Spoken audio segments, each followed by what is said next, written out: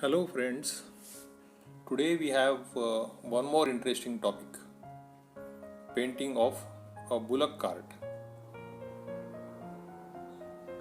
I had been to interiors of India, villages, for doing some plein air painting, and I came across a Bullock cart. The world has moved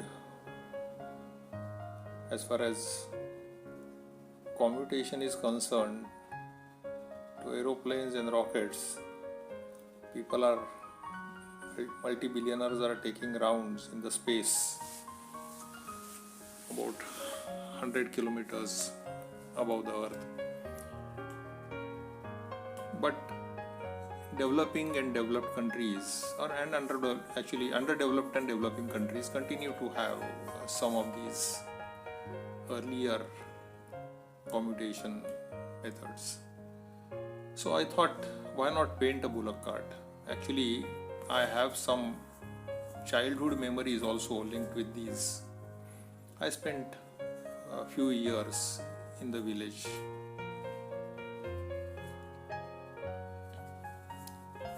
So let's do it. Especially a Bullock cart with that haystack is more interesting and more challenging as well. So while doing the sketching, you must have seen I created a block, roughly a square block, which has two bullocks on both the sides, a cross member and up to their legs. That forms a square, right? So I made a square, another maybe similar rectangle or something for a human figure, and within that I am trying to fit these bullocks, so that once you have a gross outline, then possibility of making a major mistake reduces.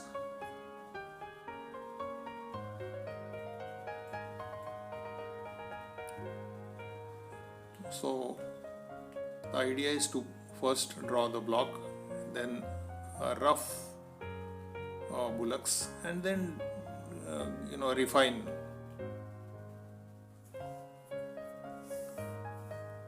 all the three figures. Now here the haystack as well as some of these fine ropes which are for controlling the bullocks, as well as the stick which is held in the hand of that person. All these are so thin lines. So painting around them, leaving aside that particular area, becomes little difficult. That's the reason why I have taken a decision to go ahead with a masking fluid. So having done the masking, allow it to dry few minutes here and there, and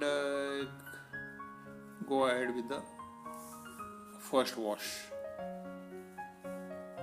Lemon yellow, gamboge yellow mixture kind of. And then if you see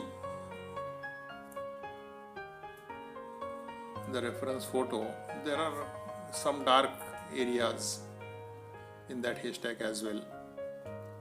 So next to the yellows you have browns. So I'm going ahead with the burnt umber, some of the areas.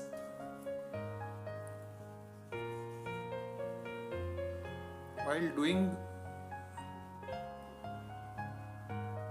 the masking fluid, sort of a painting with a thin brush, you need to be careful to wash the brush frequently, because masking fluid is kind of a plastic. It's a thermoplastic plastic. There are two types, mainly thermosetting, thermoplastic. So this one is thermoplastic, and it is rubberized, like rubber sole. If it comes out, the cobblers may possibly fit it with those kind of a. So that's a little technical. But anyway, So you need to wash that brush, otherwise the bristles will get spoiled. I have spoiled many such brushes and learned the hard way. So periodically do wash and use that brush. In fact, it could be a good idea to use the old brushes, which are possibly less frequently used. So that is about a little more details as far as the masking fluid is concerned. Now here again, that haystack, bristles or strands, whatever, they need to be random. Don't draw parallel lines and things like that, but also they follow a particular pattern. Like when the bullock cart is filled with the haystack, normally many of the strands will be horizontal, but of course they get entangled in between, and some of them become slant as well. So accordingly you stack them with the help of your brush and the masking fluid.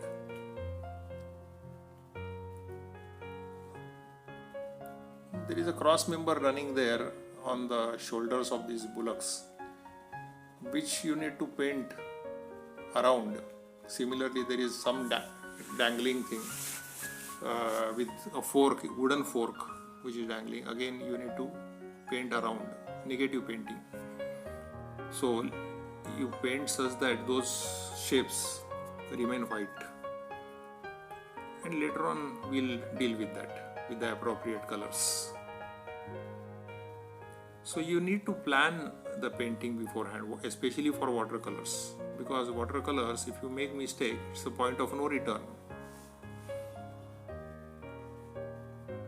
So if you have to say it in a single line in a management jargon, one can say failing to plan is planning to fail. That means if you fail to plan in advance, then you are making sure that you are likely to fail. So in this particular case, we have decided to do the masking fluid kind of a thing first, then the first wash of light yellows, subsequent washes of browns, and now of course further darker shade using ultramarine blue. So, and a negative painting, as I was saying.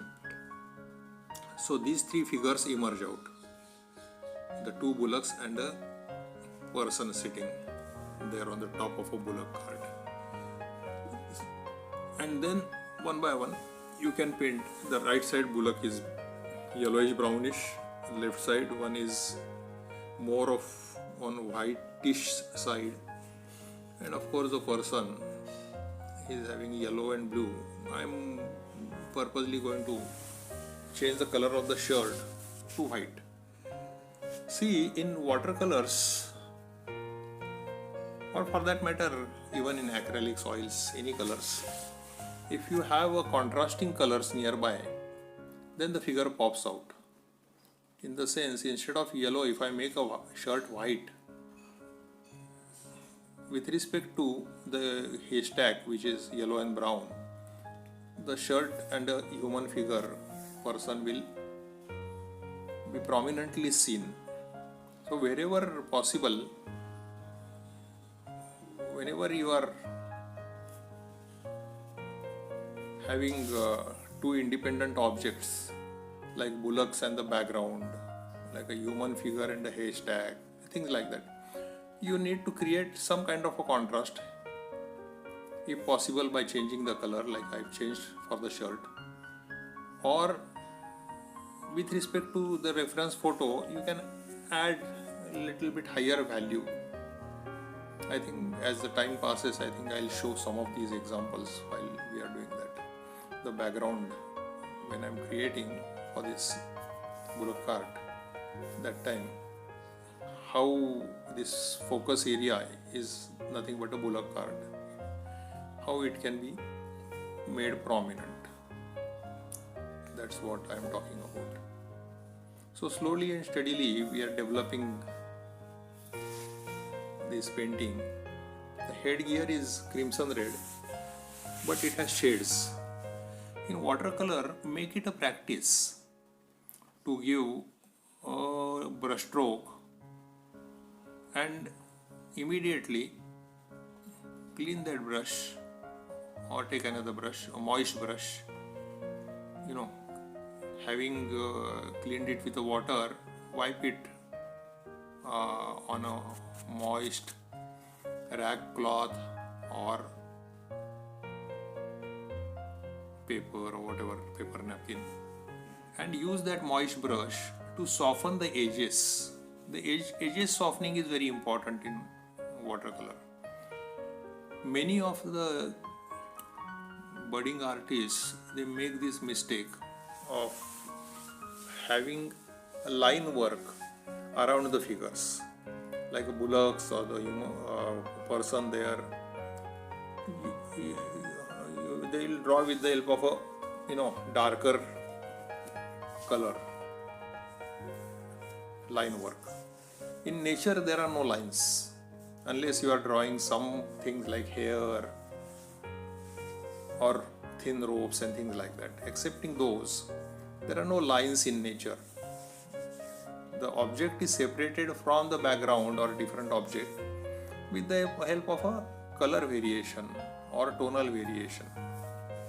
So you need to remember that. So don't paint any of these figures with the outline.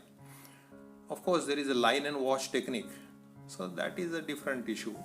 You are consciously deciding to paint it that way, line and wash. I have few of the videos incidentally. You can watch them to learn that technique as well. Actually, I recommend that initially, if you are wanting to paint in watercolors, a line and wash is a good idea. So you make a pencil sketch first with using eraser and things like that, so that your sketch is perfect. Then eventually superimpose those pencil lines with the help of say 0.5, 0.7 millimeters micro tip pen, maybe black color or grey color, and that's watercoloring, waterproof ink actually, and then eventually fill some plain colors in those. So that painting also looks nice and you get a satisfaction of quickly learning watercolor. So in that, not much of tonal variations or shading is required. A typical cityscape or even the landscape can be painted with that. Of course, the still life as well, flowers, fruits. So line and wash. You observe, I think one of the paintings I have done is color palette and brushes. So look at that and start with the line and wash, and then eventually graduate yourself to this kind of a painting, which is pure watercolor. Again, the sketching part which I did, you will have to practice it yourself. There is no shortcut. Like, there is no way I can really teach you how to do sketching. You need to do the sketching looking at the photographs, looking at the actual figures. Go and sit outside somewhere and sketch the trees, flowers, the streets, buildings, cars, whatever. You will make mistakes, but if you are doing the sketching with the help of pencil, you have a magic eraser and keep on sketching. That's the only way your sketching will improve. Some tips I can give are, quite a few of these figures are symmetric, in the sense you can have a center line drawn vertically and draw the Bullock similar on both the sides of the line. Similarly, this person who is sitting, it has slight variations, the way he is holding his left hand and right hand and things like that, but by and large the person is symmetric.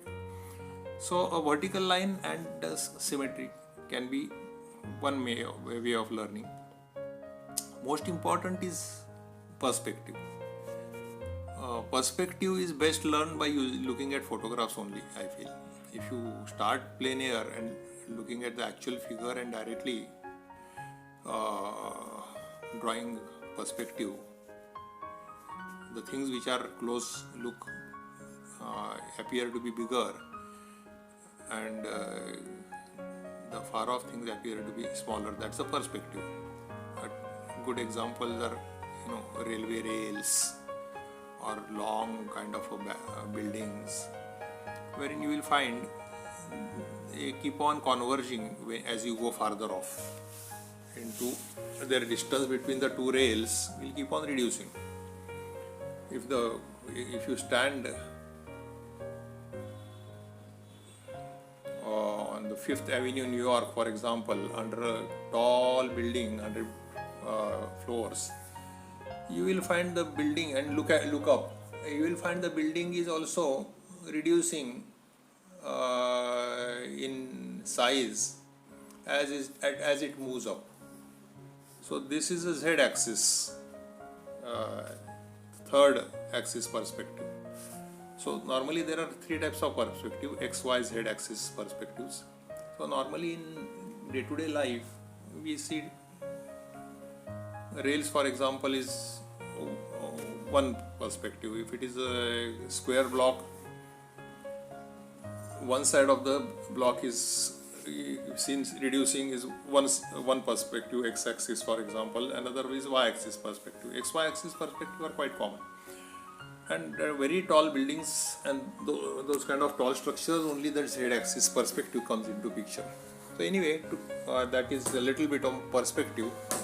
Without further details on perspective, let us fall back on painting of this Bullock cart. I must have moved around 50 countries so far, and quite a few of these developing countries we have these Bullock carts. I wonder at times how the technology traveled, because they are more or less similar. In China and India, for example, we find similar Bullock carts, not much of a difference. Anyway, it's interesting how this particular painting is evolving. As I might have told you earlier, just a repetition, that watercolor always, go from light to dark shades, not the other way around. In acrylics, oils, even pastels, supposing if you have painted dark and you want to paint lighter shades on that, you can do that, because these colors are opaque colors, whereas watercolors are transparent colors. So if you, for example, here below that person, we already painted with a dark brown shade. Now on that, if I have to paint those haystacks, had I not used this masking fluid, I'll find it very difficult to paint those light colored haystack strands. So that way, watercolor one has to always move from light to dark shade. So unlike my earlier videos, I'm having this video in the normal speed, not the fast forward speed. Actually, I was game for fast forward. The reason is the video becomes little shorter, and you guys should not lose out on your patience, because this video is now more than 1 minute, 1 minute 11 seconds, something like that. But some people suggested that they would like to see me painting in the normal speed as well. That's why some of these videos. So do let me know in the comment section whether you would like a normal speed video or a fast forward which is I think 2 or 3 times or 4 times the speed. I don't know, some such is a setting in the camera. So it's a slow and steady process. Now we are going to paint these ears and the horns. Again, give a particular stroke of the color, clean the brush, and with the moist brush sort of level the color. So lines should not be seen anywhere. Now this is I think a brown colored Bullock, so we are going ahead with that burnt sienna. These browns also, how they vary in colors, there are 3, 4, 5 color browns prominently people do use. Burnt sienna is slightly reddish. Then comes burnt umber, brownish but light one. Raw umber is muddy, literally actually looks like mud. And there are many red, brown, many colors are there. But actually you can have these basic 2-3 browns and add varieties of blues and greens to make further darker tones. Preparing colors is an art one has to learn. Like I said, sketching, I cannot hold your hand and teach you sketching. Similarly, your color box will always be limited. I have seen some artists, you know, their travel kit is only 6 colors or even 3 colors for that matter. Of course, there's some limitations for getting exact colors using those 3 or 6 colors, but by and large your painting is satisfactory enough. You can do that. So here I think I am using some about 25 colors or so, and using those I am preparing the intermediate colors. So if your reference photo has a particular color, these 15-20 colors can be good enough for preparing more or less exact color. So how to prepare that? So there could be articles written on that, and I'm sure you might find lots such information on the net. But every time you cannot keep on referring to that and keep on doing the painting. You will not enjoy painting as well as painting will take a lot of time. So you have to learn. And again, as I said, there is no shortcut. You have to keep on practicing mixing of 2 colors, 3 colors or even 4 colors to come to a specific color. At the advanced level, supposing there are far off objects like mountains, generally one will tend to give brown color to mountains, right? In our childhood we all did that. But as you grow into a better and better artist, you will see that the reflection of the sky and the atmosphere thereof falling on these mountains actually will tend to make them bluish in color. So if you have to bring in depth to the painting, some such tricks are important.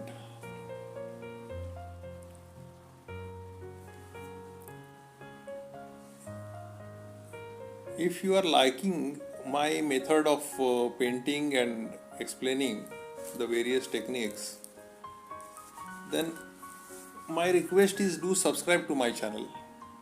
There will be a lot of learning because I take a variety of topics. You will not automatically get any notification.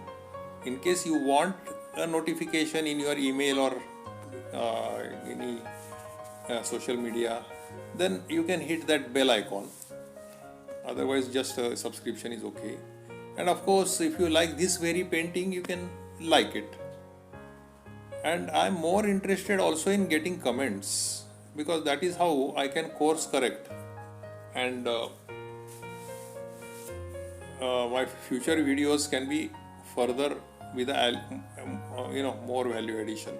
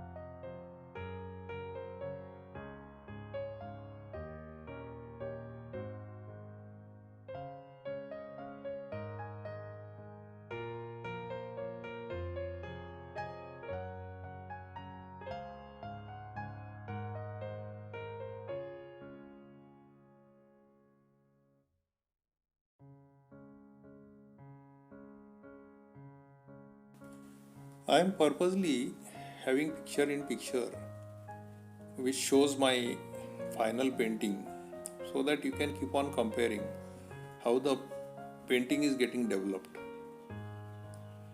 Some of these features of the Bullocks, namely the mouth, even the eyes from a distance, they look black. So I am normally averse to using black colors. I prepare dark colors using browns and blues. But here I use black colors. Number one, they are quite small patches, and the nose especially, I think it is jet black in nature itself. That's the reason why I've gone in with this particular color. Anyways, so let us continue on the detailing part of this Bullocks and the Bullock cart.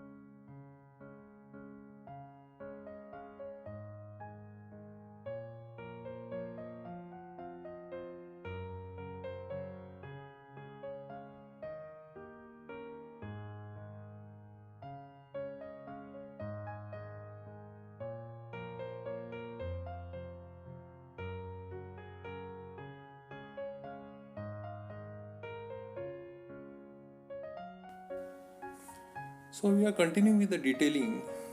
The shirt, I painted only the creases with some grays, otherwise left the shirt white.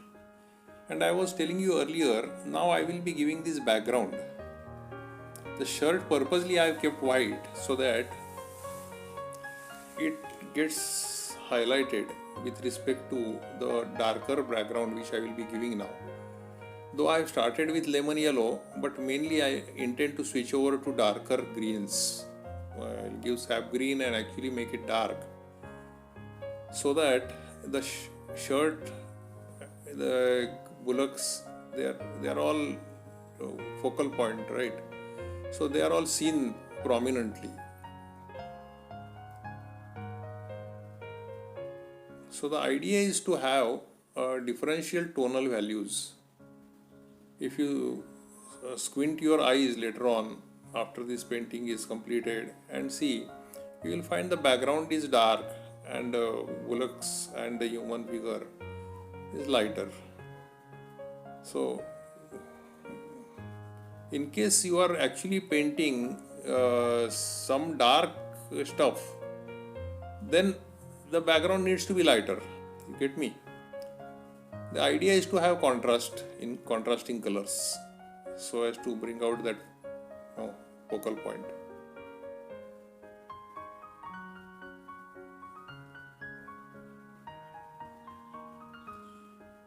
Try and use large size brushes for giving wash. Don't use thin brush so that these washes will look natural. Again, I am not going to paint individual leaves and branches because our focus is on bullock cart, so it should not get messed up with the background. The background should remain dormant. So again, this is part of the planning process. Once you start painting regularly, all this will become a habit. You don't have to keep on, planning too much or thinking too much about it. Automatically, as the painting progresses, you will come to know. Now this is a olive green dark color. Now this, as you can see how that person is now popping out, even the part of the bullocks. Earlier, with respect to white, the white color shirt was not really seen prominently, but now it is seen prominently. When I invert this painting and look at it straight, you will appreciate it much better.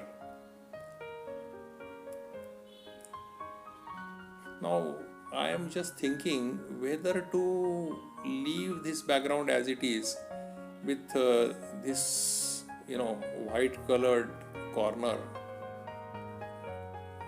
keep it white as it is, because many times it makes the painting interesting. But I have still not decided. Let us see.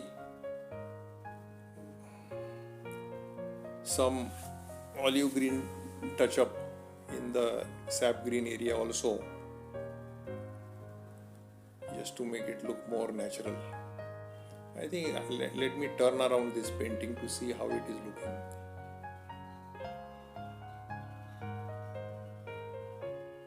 Some violets just to create interest.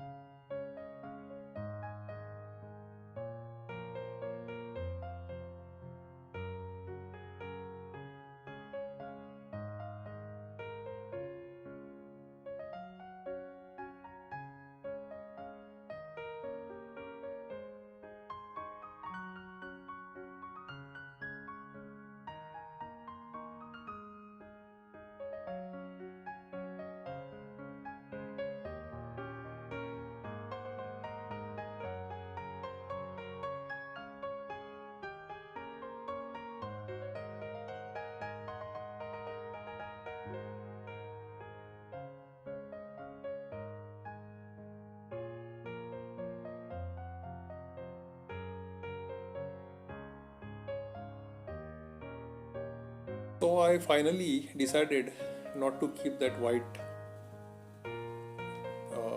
paper and covered up the entire green violet background. Again, the road has some blue patches, some burnt sienna or brown patches. I'm also going to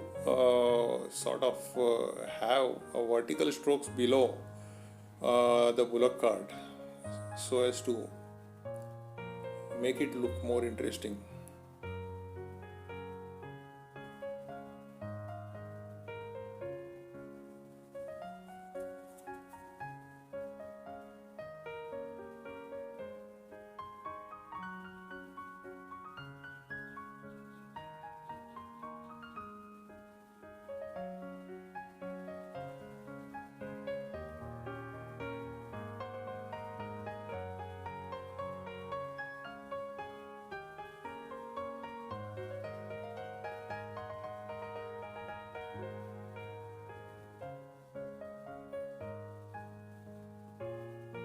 Don't worry too much about the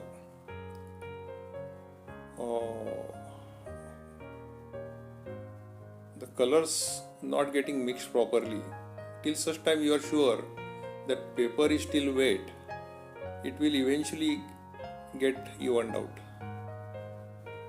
So this is all wet on wet.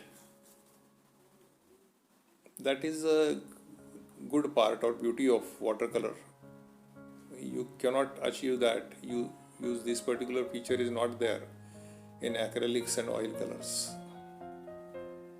That's the reason why quite a few watercolor artists, they never shift to oil painting or acrylic painting. They are so proud that they stick to watercolor painting only. In fact, many associations, many more than acrylics and oils nowadays. In earlier times, Michelangelo, Monet, or Rembrandt, or Van Gogh, or Da Vinci, they are mostly painted in oils. There was no acrylic existing. Acrylics came into picture somewhere in 1930-35 when plastics got invented actually. Then the first thing they thought of possibly, or second thing, is that why not have plastic paints, and that is what is acrylic.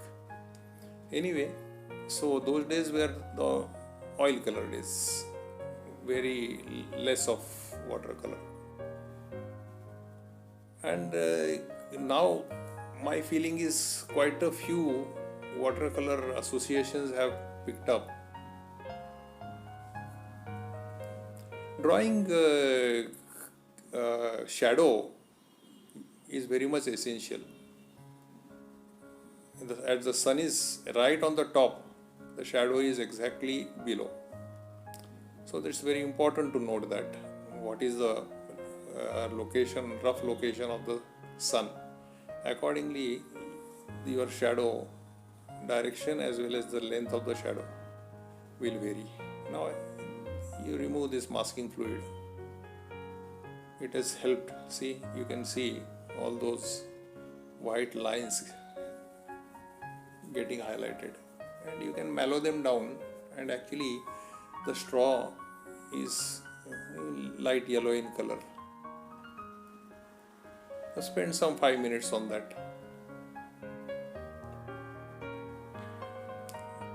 Don't have to worry too much, because even if your color gets little bit on dark browns and things like that, it will not be seen, because as I said earlier, watercolor is a transparent color. So light color can't harm a dark color to large extent. So you have that advantage. So this is a lovely Bullock card. I am happy with the painting. If you like it, please hit that like button. This is encouraging to the artists who are putting free videos on these YouTubes. Actually, it takes time for painting about 2.5 hours, and putting it on the YouTube, that loading, the editing of the videos, all that is another 4-5 hours. So we end up spending 7-8 hours. So please do subscribe. Thank you very much.